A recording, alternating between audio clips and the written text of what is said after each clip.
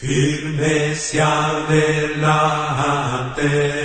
huestes de la fe, sin temor alguno, que Jesús nos ve. Firmes y adelante,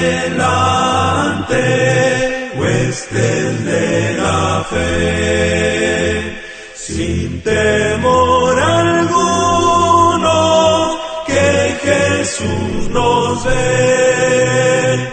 Jefe soberano,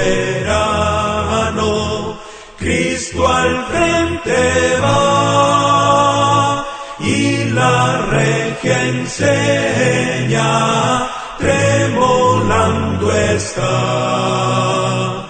Firmes adelante. Buenos días a todos. Buenos días.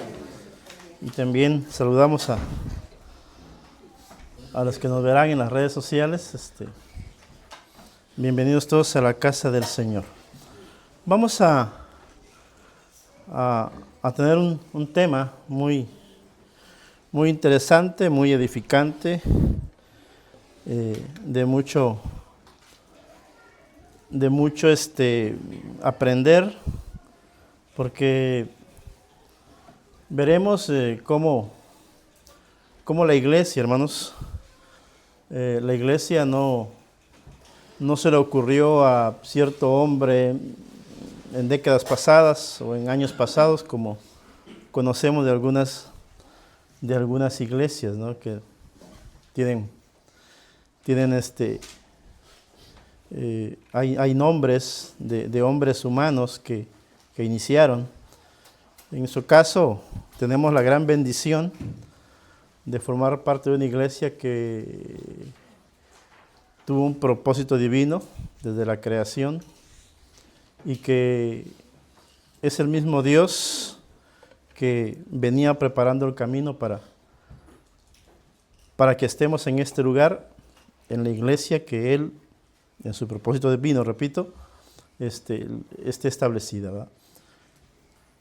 Creo que ya es la última clase de este mes que me toca, es una bendición y ojalá y Dios quiera que salgamos edificados. El tema es, ¿qué enseñaron los profetas de la iglesia? Y al decir eso, yo sé que sus mentes vuelan a los profetas que nos antecedieron, ¿no? A los profetas que Dios utilizó para saber lo que hoy sabemos de la historial del inicio de la iglesia. Para ponerlos en contexto, quiero preguntar si alguien sabe qué significa la palabra profeta. Vamos a participar todos. Elegidos. Enviados. El que es enviado para anunciar algo que va a suceder en un futuro. Bien. ¿Quién más? Mensajero. ¿Perdón? Mensajero, correcto. ¿Josías? Bien. La palabra profeta es una palabra hebrea y dicen los libros que es el significado es el que habla en lugar de Dios. El que anuncia un mensaje y la voluntad de Dios a los demás. Ese es un profeta. En esos tiempos, hermanos, el profeta podía predecir eventos futuros, como decía nuestra hermana Katy, como la venida del Señor o la restauración de Israel. También hablaban en el nombre de Dios, comunicaban el mensaje a los demás, llamándoles a la obediencia y a la fe.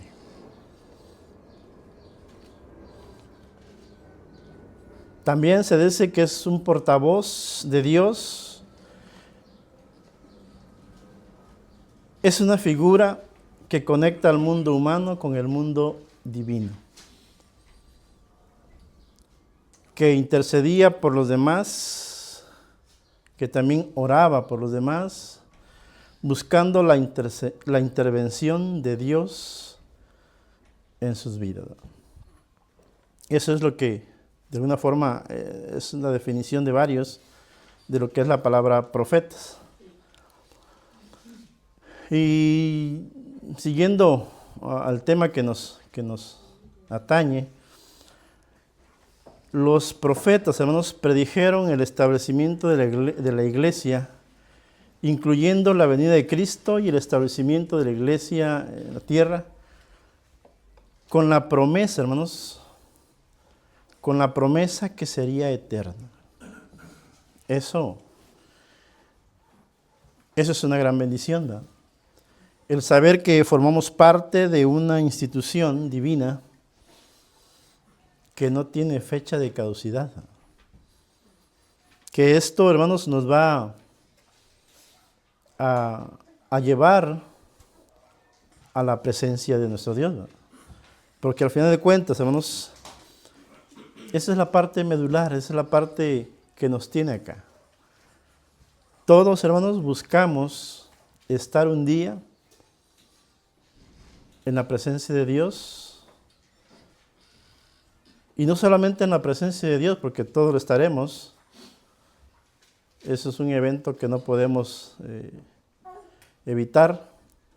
La diferencia es que estamos, hermanos, en la institución divina, en la institución que Dios quería que se estableciera. Bien. Entonces ya vimos lo que significa ser o lo que era un profeta.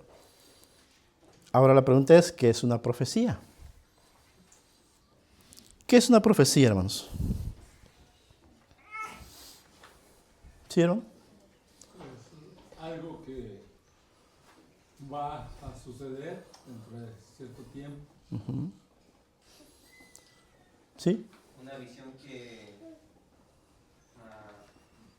menciona que va a ocurrir un evento en un futuro. Correcto. ¿Sí? Es el mensaje de Dios dado al hombre a través, es el mensaje directamente, Correcto. a través de una visión, hablado o una figura. Muy bien. Una enseñanza futura. Una enseñanza futura, correcto.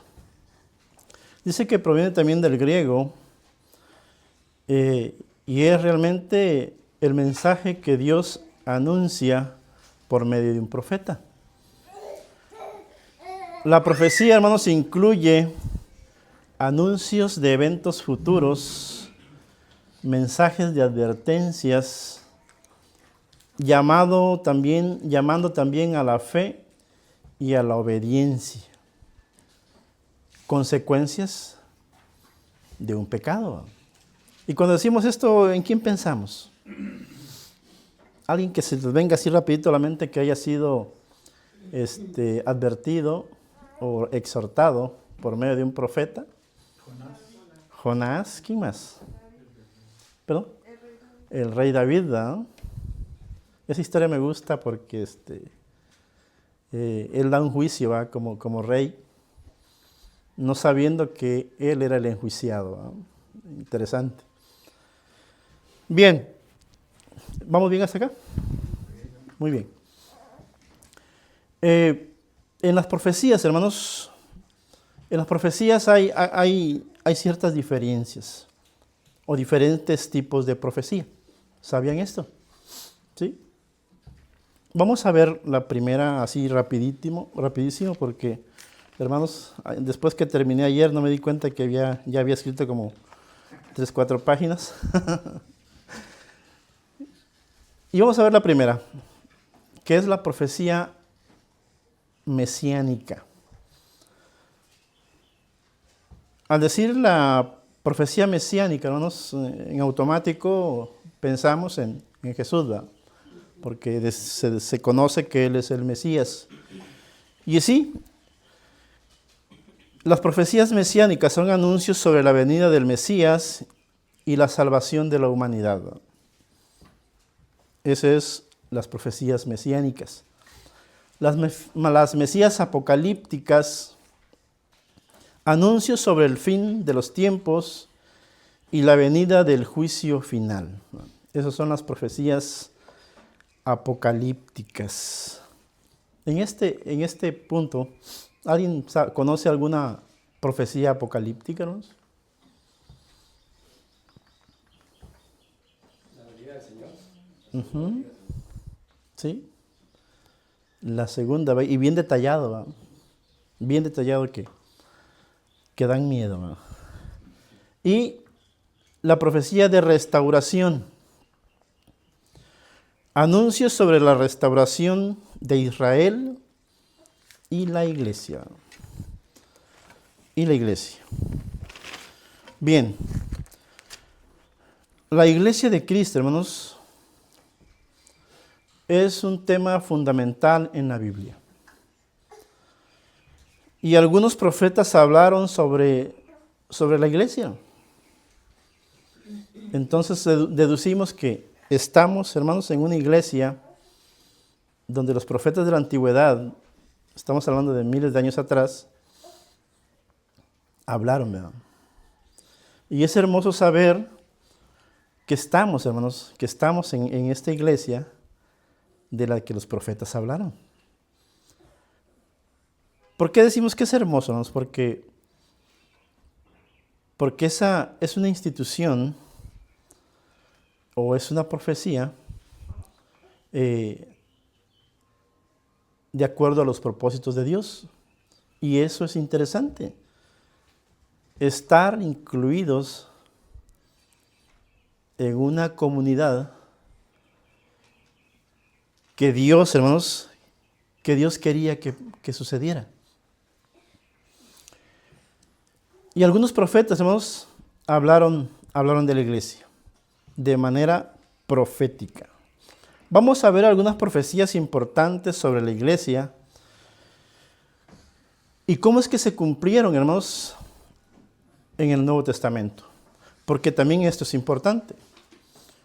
Profecías que se han cumplido y profecías que están por ocurrir, ¿verdad? Y vamos a ver, hermanos, específicamente profecías sobre la iglesia. Vamos a irnos al libro de los Salmos, en su capítulo 118, versículos 22 y 23.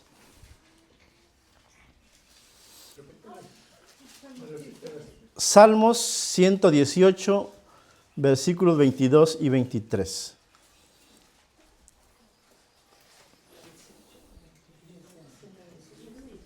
Salmos 118, 22 y 23. Profecías que hablan sobre la institución de la iglesia de Cristo, hermanos. ¿Qué dicen, hermanos? La piedra que desecharon los edificadores ha venido a ser cabeza del ángulo. De parte de Jehová es esto, y es cosa maravillosa a nuestros ojos. Amén. Vamos a conjugarlo con Isaías 28, 16.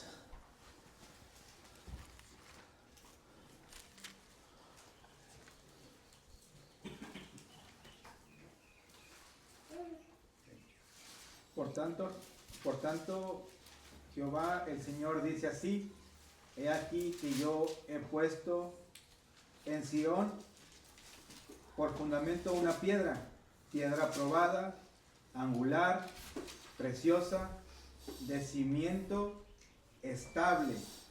El que creyere no se apresure. Amén.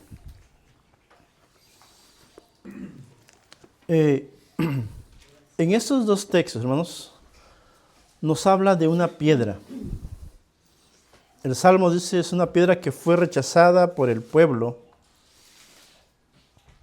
Y esto, hermanos, lo sabemos, ¿verdad?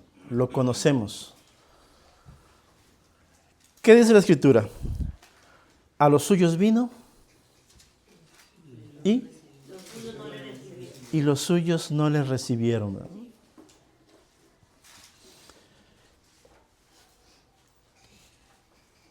Con esto, hermanos, con esto sabemos con certeza, hermanos, que en este caso David y Isaías están hablando a futuro, ¿verdad? Del Mesías, de Jesús. Y lo que resaltamos de esto, hermanos, es que Dios ya sabía el comportamiento que tendría su pueblo, ¿verdad? Dice Salmos 118, 22 y 23, la piedra que desecharon los edificadores ha venido a ser la cabeza del ángulo. De parte de Jehová es esto, y es cosa maravillosa a nuestros ojos. Esto, hermanos, estos dos textos son del Antiguo Testamento y estamos hablando de cientos de años atrás. Ahora vayamos al cumplimiento.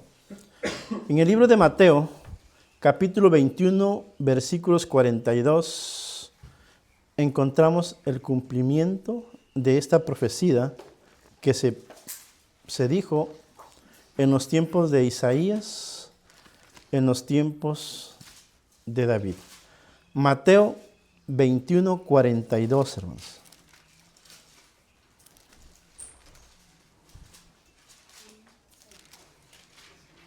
Jesús les dijo, nunca leíste en las escrituras, la piedra que desecharon los edificadores ha venido a ser cabeza del ángulo. El Señor ha hecho esto, y es cosa maravillosa y nuestros ojos. A nuestros ojos. Prácticamente Jesús, hermanos, vuelve a recitar el Salmo.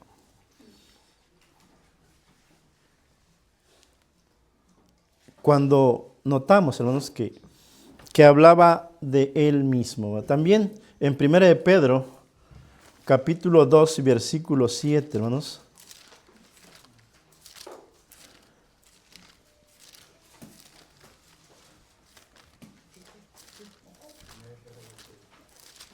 Primera de Pedro, capítulo 2 y versículo 7. Para vosotros, pues, los que creísteis, Él es precioso. Pero para los que no creen, la piedra que los edificadores echaron ha venido a ser la cabeza del ángulo. Y piedra de tropiezo y roca que hace caer, porque tropiezan en la palabra siendo desobedientes, a lo cual fueron también destinados. Amén. En estos versículos, hermanos, por lógica, sabemos que se está hablando de Jesús, ¿verdad? Porque más adelante vamos a ver el texto que todos conocemos y que tomamos de base, donde Jesús, hermanos, donde Jesús se define, se autodefine como una roca, ¿verdad? ¿Qué aprendemos, hermanos, de la iglesia de Cristo? Que se fundamentó, hermanos, en una figura, en una roca. Y que todos sabemos que es Jesucristo mismo. Y en el que se sostiene, hermanos, toda la estructura de la iglesia. ¿Qué queremos decir con esto? Que en nuestra doctrina, hermanos, que en nuestro seguimiento en cuanto al conocimiento, no incluimos libros adicionales que nos rijan, no incluimos doctrinas humanas, no incluimos situaciones que alteren la doctrina, ¿no? Y eso es muy importante, ¿no? Porque todos sabemos, hermanos, la doctrina de la iglesia, ¿o no? Sí, ¿verdad? Conocemos sus bases. ¿sí? Y yo pregunto,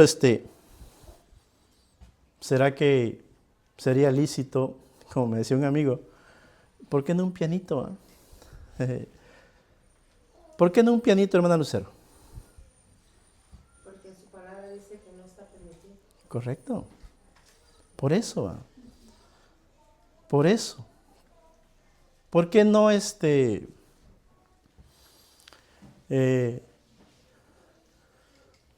aceptar un ritmo pegajoso que atraiga a los jóvenes, hermano Luis? Porque no es mandamiento de Dios. Dios exige o pide únicamente frutos de labios que proclamen su nombre. Así es, hermanos. Y eso no se aprendió de la noche a la mañana, ¿va? Hay un proceso. Y esto no es invención del hermano Campos, ¿va? ¿Dónde está eso, hermanos? En las Escrituras, ¿va? Y sobre todo, hermanos, en los lineamientos que Jesús ha marcado, ¿va? ¿Por qué no será permitido el diezmo para que pues haya más entradas, ¿verdad? ¿Por qué no se acepta el diezmo, hermanos? Porque ya no estamos en la antigua ley, sino ahora estamos en la nueva ley. En el nuevo En la pacto. La gracia de nuestro Señor Jesucristo y no admite. Perfecto. ¿Sí, no? Porque no somos judíos, normalmente es un tipo de gobierno pues, mandamiento para judíos. Muy bien. Correcto. Me doy cuenta que esto más va a ser un repaso, ¿va? Porque ya lo sabemos, ¿va? Y eso es lo importante. Eso es lo maravilloso, eso es lo hermoso, que estamos en una institución divina, ¿va? Que no se rige por libros o por ideas o por beneficios personales, ¿va?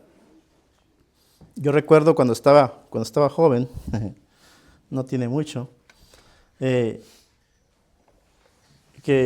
tenía un amigo que tenía un grupo musical cristiano, y como se corría el rumor que yo asistía a eventos de maestros o eventos sociales donde me invitaban a participar a cantar, hermanos, me decía, oye Dari, te veo futuro, tienes madera, ¿por qué no te integras a mi grupo musical? Es cristiano, nos va bien, ganamos bien. Y yo digo, caray, la iglesia no es un negocio. Aunque en ese momento yo no lo sabía, ¿va? Pero ellos, ahora que recapacito, es un negocio, ¿va? Es un negocio. Y Dios no quiere eso, hermanos. Dios no quiere que el templo de Dios se convierta en un negocio. De la índole que sea. Ni mucho menos comercializar para fines aparentemente buenos, ¿verdad? Porque es aparentemente bueno. Y con esto aprendemos, hermanos, que Jesús, ya se hablaba de Jesús como esa piedra angular, ¿verdad? Como esa piedra, como esa roca que tiene fundamentos sólidos, y como decía en el libro que leímos anterior, que nos da fortaleza, ¿va? Es una roca que nos da confianza, que nos hace estar estables, ¿va? Que nos da la confianza de saber, hermanos, que esta institución, válgase la redundancia, es instituida por Dios, ¿verdad? Eso, hermanos, eso nos debe quedar muy claro a todos los que conformamos esta familia, ¿verdad? Bien, vamos a un segundo punto. hablamos primero sobre la piedra rechazada, ¿verdad? Que era que Jesús vino y no fue del todo aceptado, ¿verdad? Un segundo punto es profecía de una nueva alianza. Vamos a buscar en el libro de Jeremías, en su capítulo 31 y versículos 31 al 34.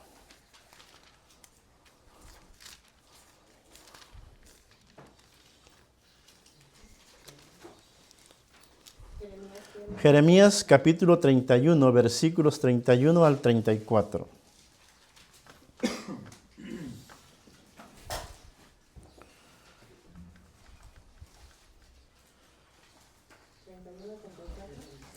Sí. He aquí que vienen días, dice Jehová, en los cuales haré nuevo pacto con la casa de Israel y con la casa de Judá. No como el pacto que hice con sus padres el día que tomé su mano para sacarlos de la tierra de Egipto, porque ellos invalidaron mi pacto, aunque fui yo un marido para ellos, dice Jehová. Pero este es el pacto que haré con la casa de Israel después de aquellos días, dice Jehová. Daré mi ley en su mente y la escribiré en su corazón, y yo seré a ellos por Dios, y ellos me serán por pueblo. Y no enseñará más ninguna a su prójimo, ni ninguno a su hermano, diciendo, conoce a Jehová, porque todos me conocerán, desde el más pequeño de ellos hasta el más grande. Amén. Dice Jehová. Sí, siga. Sigue, hermano. Porque perdonaré la maldad de ellos y no me acordaré más de su pecado. Amén. Profecías de la nueva alianza.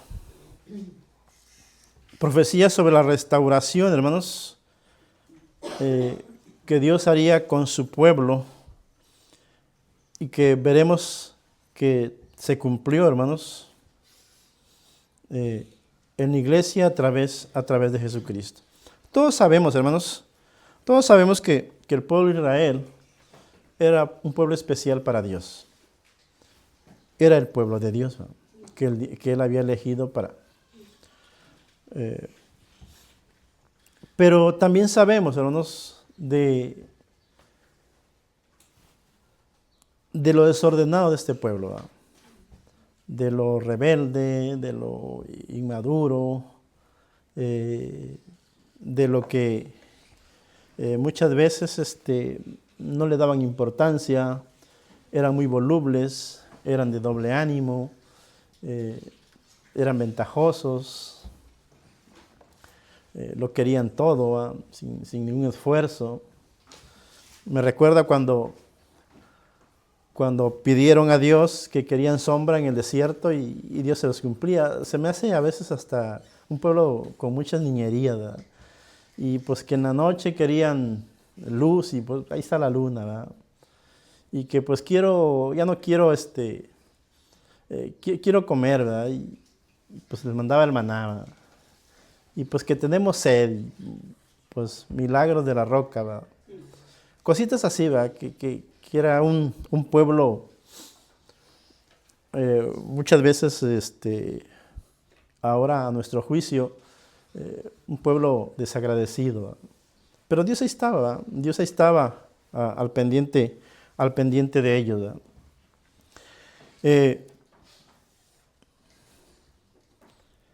Ahora vamos a ver, hermanos, sobre la profecía de la nueva alianza, porque antes, como decía nuestro hermano Torres, estaba dirigido hacia ese pueblo, pero después se diversificó. Vamos a ver allá en el libro de Hebreos, en su capítulo 8, versículos 6 al 13, hermanos.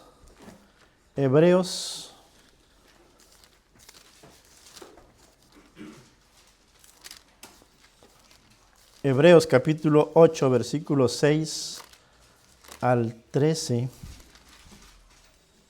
¿Qué dice, hermanos? Pero ahora tanto mejor ministerio es el suyo, cuanto es mediador de un mejor pacto, establecido sobre mejores promesas, porque si aquel primero hubiera sido sin defecto, ciertamente no se hubiera procurado lugar para el segundo, porque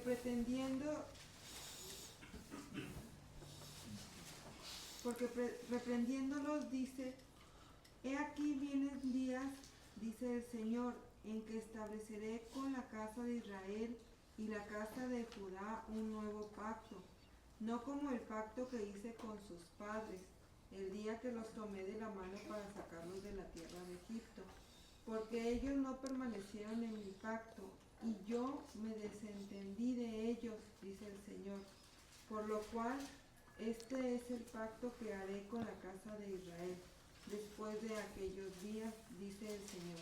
Pondré mis leyes en la mente de ellos, y sobre su corazón las escribiré, y seré a ellos por Dios, y ellos me serán a mí por pueblo.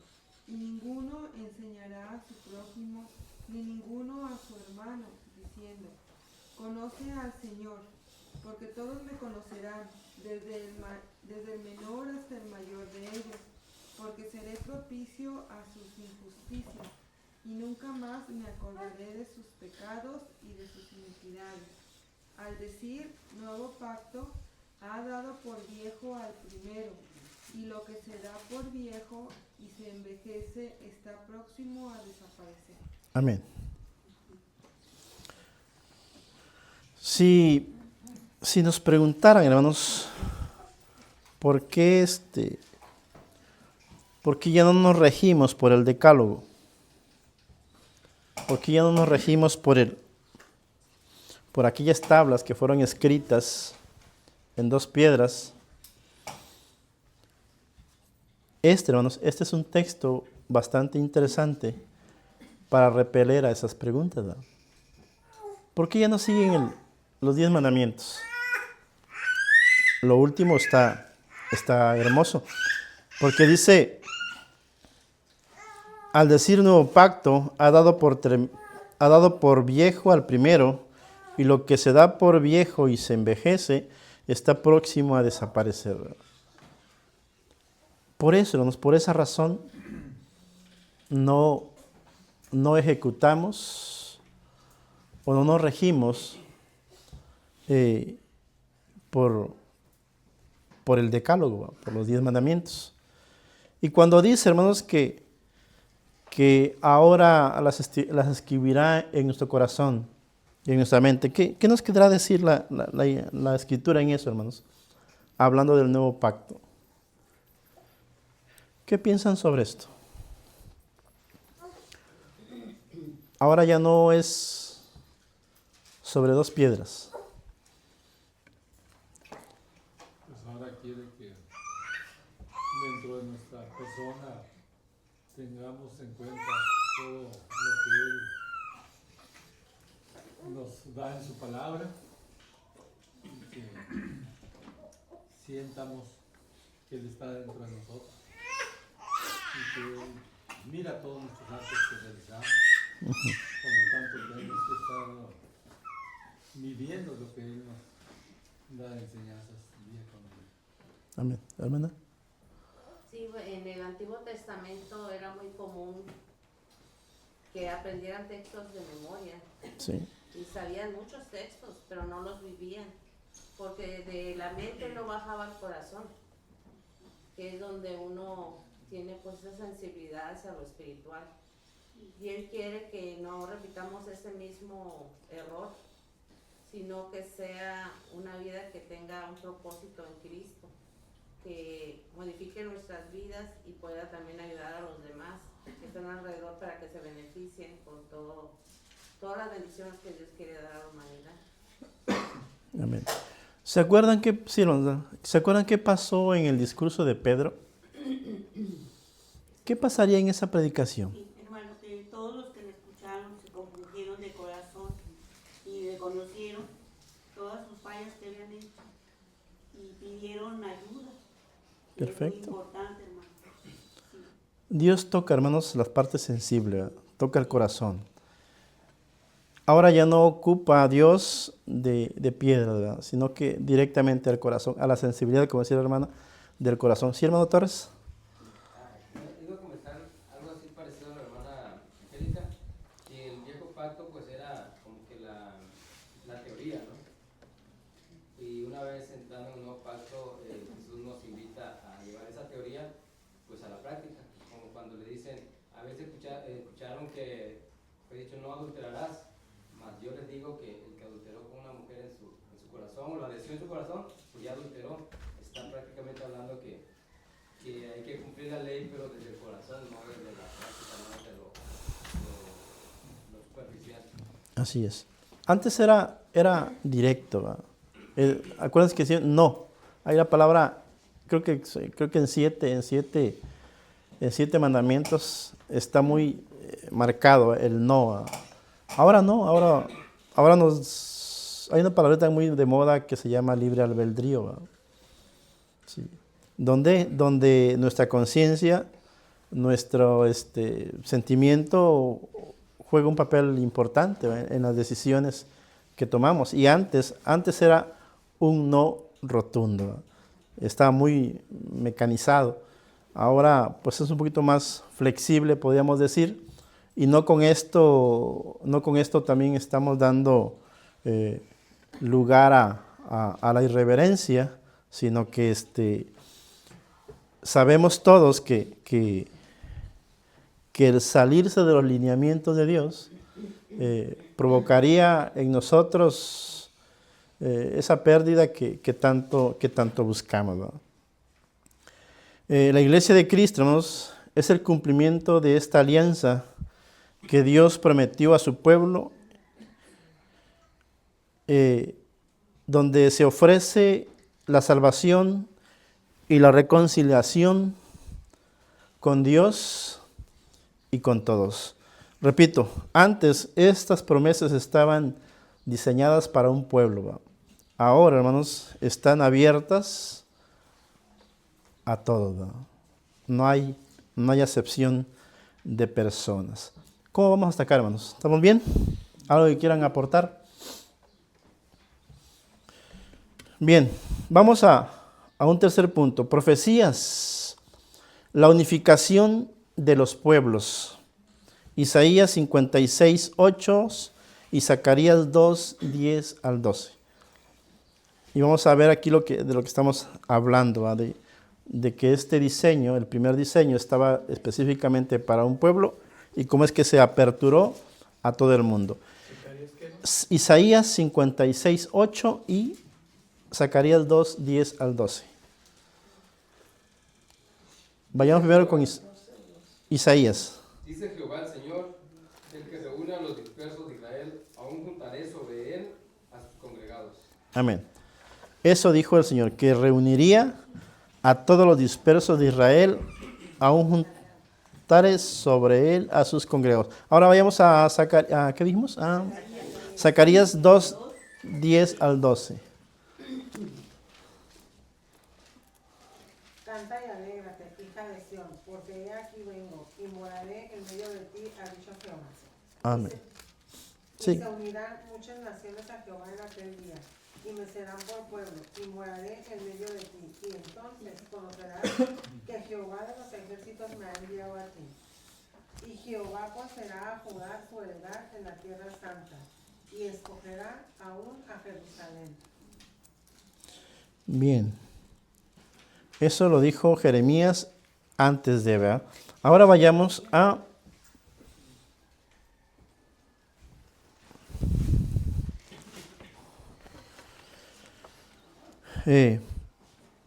aprendemos, hermanos, que la iglesia es una comunidad universal que trasciende las barreras del idioma, de las etnias, de las culturas sociales.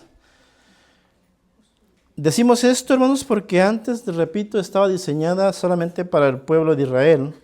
Ahora gentiles y todo el mundo puede tener esta salvación, ¿no? Eso es un beneficio que ahora tenemos como cristianos.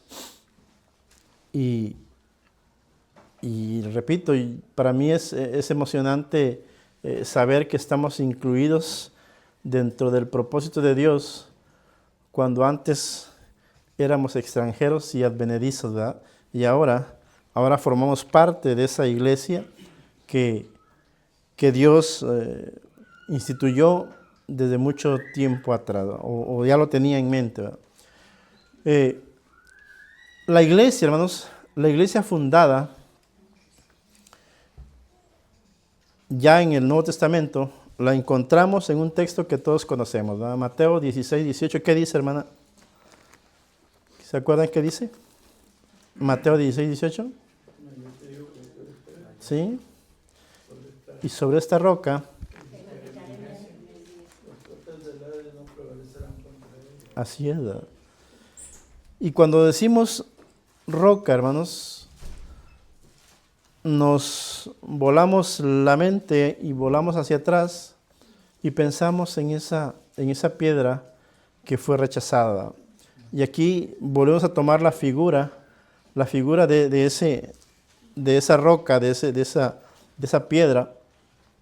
Y como lo dice también un texto que debe ser parte de nuestro ADN, hermanos, y debe estar siempre en nuestras vidas y en nuestros corazones, así como Mateo 16, 18, como un distintivo, porque yo sé que si ustedes le preguntan, ¿en qué te basas para decir que eres de la iglesia de Cristo? Y rapidito decimos esto. Veamos Efesios capítulo 2, versículo 20 al 22.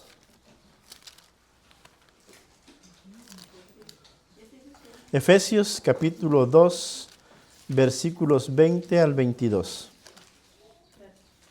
Edificados sobre el fundamento de los apóstoles y profetas, siendo la principal piedra del ángulo Jesucristo mismo, en quien todo el edificio bien coordinado ya va creciendo para ser un templo santo en el Señor, en quien vosotros también sois justamente edificados para morada de Dios en el Espíritu. Amén.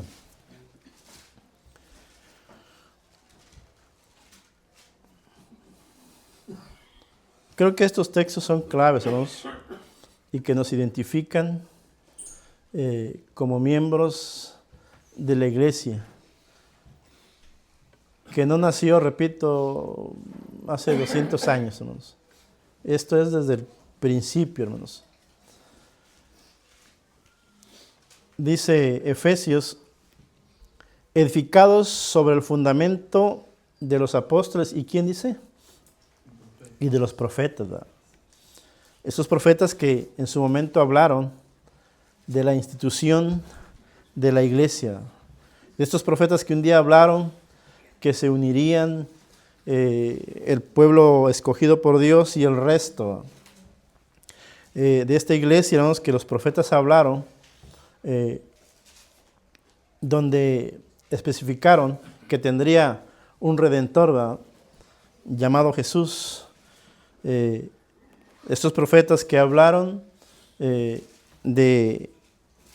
sentido figurado de esa roca que en su momento fue rechazado por los constructores y que vino a ser, dice la Escritura, el ángulo, la base, esa base que no se mueve, hermanos, esa base que no cambia. Eso, hermanos, es lo que aprendemos en estos versículos. Dice, edificado sobre el fundamento de los apóstoles y profetas, siendo la principal piedra del ángulo Jesucristo mismo, en quien todo el edificio bien coordinado va creciendo para ser un templo santo en el Señor, en quien vosotros también sois juntamente edificados para morada de Dios en el Espíritu.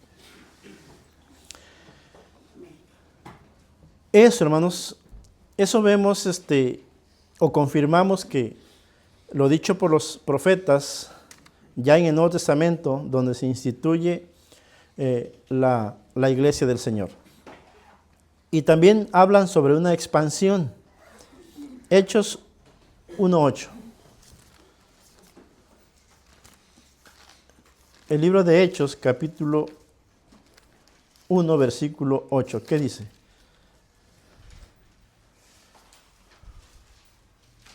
Pero recibiréis poder cuando haya venido sobre vosotros el Espíritu Santo y me seréis testigos en Judea, de Samaria y hasta lo último de la tierra. Amén. Y ahí adelantito el 2, 1. Cuando Bueno. llegó el día de Pentecostés, estaban todos unánimes juntos. Sí, bueno, ese es un texto, bueno, eso lo pienso dejar para que lo lean porque es del 1 al 47, es prácticamente casi todo el capítulo. Pero ahí vemos, hermanos, cómo es que la iglesia fue instituida en un lugar, en una ciudad. ¿Se acuerdan cuál es, hermano? En Jerusalén. Cosa que los profetas hablaron, ¿no? Que sería en Jerusalén. En este punto de la historia, hermanos, la iglesia empieza a extenderse después de la resurrección de Cristo. Vamos allá al libro de Isaías otra vez y busquemos el capítulo 2, versículos 2 y 3. Isaías capítulo 2, versículos 2 y 3. Acontecerá en lo postrero de los tiempos que será confirmado el monte de la casa de Jehová como cabeza de los montes y será sentado sobre los collados y correrán a él todas las naciones. Y vendrán muchos pueblos y dirán, venid y subamos al monte de Jehová, a la casa del Dios de Jacob, y nos enseñará sus caminos y caminaremos por sus sendas, porque de Sión saldrá la ley y de Jerusalén la palabra de Jehová. Ahí notamos, hermanos, cómo ya había un nombre, ¿verdad?, de la ciudad de donde saldría todo, ¿verdad?, y es en Jerusalén. Esto lo dijo Isaías hace muchos años atrás, ¿verdad? La iglesia de Cristo, hermanos, tiene su origen en los propósitos eternos de Dios. La iglesia de Cristo también llamada la iglesia del nuevo pacto, iniciada por Jesucristo e inaugurada por el Espíritu Santo que capacitó a los discípulos.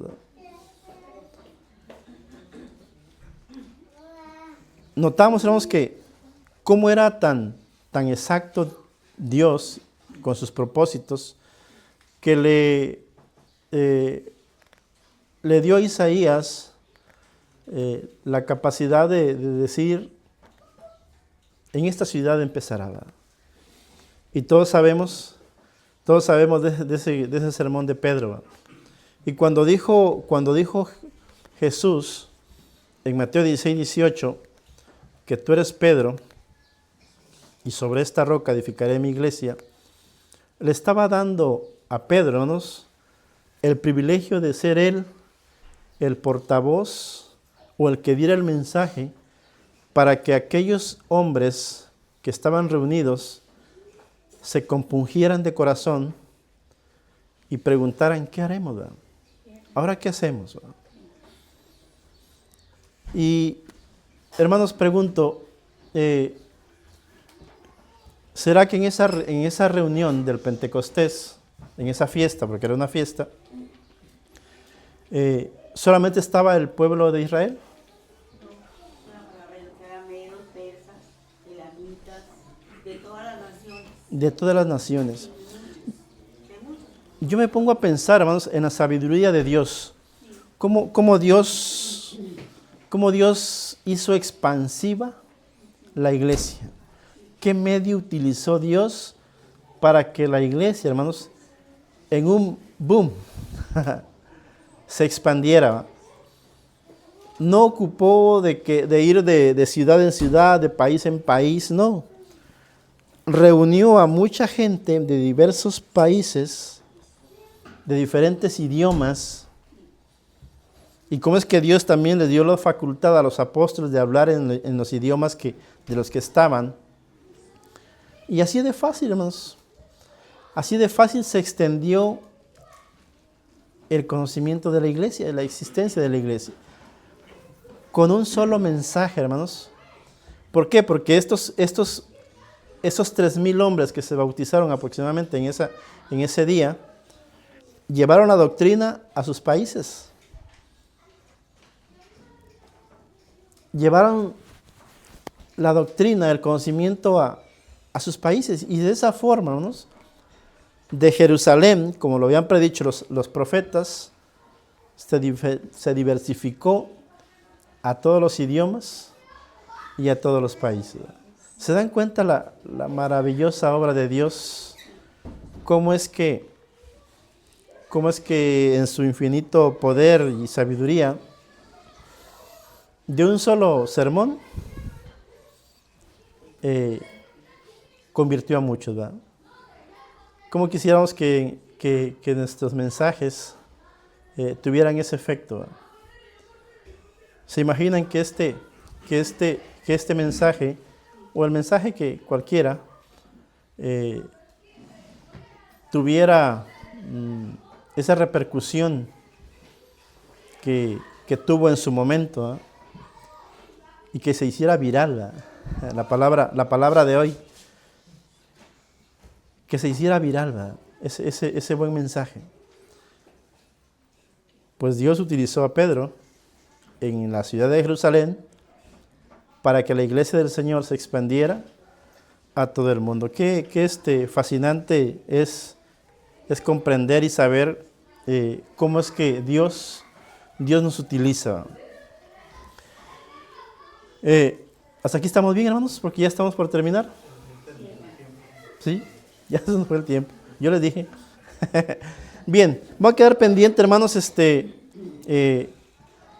Ya hablamos sobre la expansión de la iglesia y también de la unidad en la fe, que más después lo vemos.